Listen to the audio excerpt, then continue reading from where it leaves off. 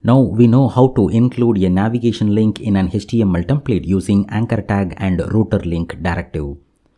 Make note that the router link directive can also be applied on input type button and button tag, which works exactly the same way when we applied it on anchor tag.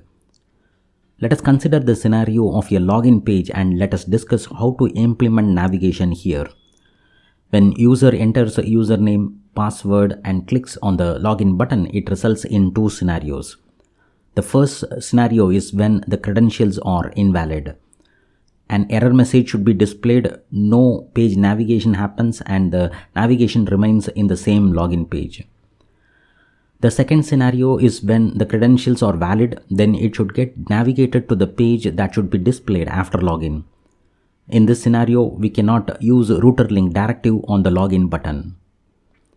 If we use router link directive, then login happens without checking the credentials.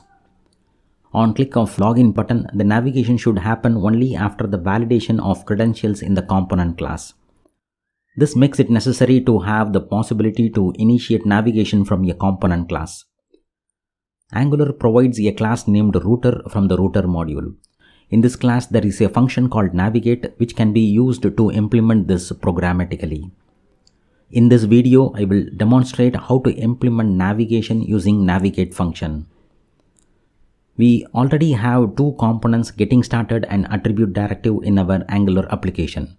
I have included a button in getting started component to navigate to attribute directive component. If I click on the attribute directive button, we can see that it navigates to attribute directive component. This is implemented using navigate function. Let me walk through the code to show how this is implemented. In getting-started.component.html, I have included a button tag with click event. The click event points to a function called navigate. In getting-started.component.ts, we can see a single line of code in this function. Using router object, navigate function is called passing attribute-directive as an array.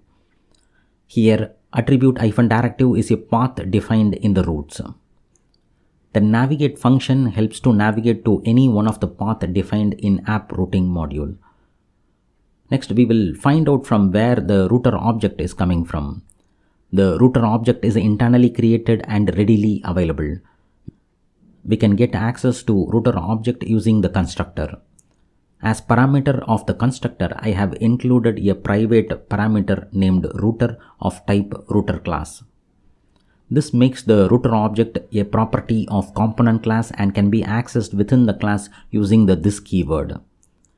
This concept of getting access to an already created object is called as dependency injection. We will learn dependency injection concept later in detail. From the imports, we can see that router is available in the Angular router module.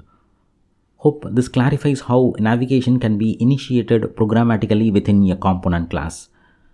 Let me list out the steps to implement this in your Angular application. Include this button in getting-started.component.html. In getting-started.component.ts, include the router in the constructor and include the navigate function.